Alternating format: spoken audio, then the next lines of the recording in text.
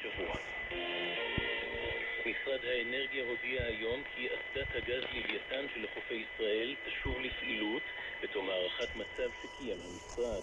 כתבנו לענייני כלכלה ואנרגיה ישראל פישר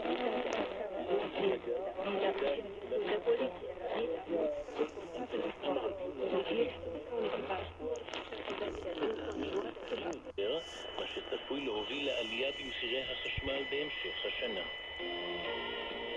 כדורסל מהיורוליג, הפועל תל אביב מתמודדת בשעה זו מול פנתינאיקוס מיוון.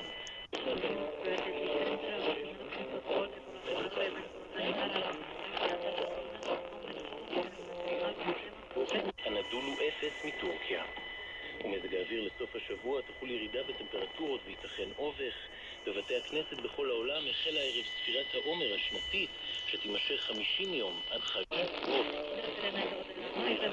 גם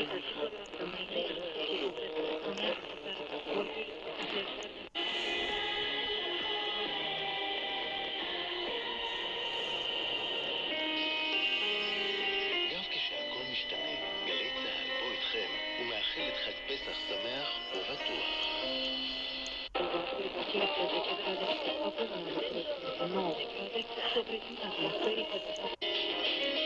הבית של...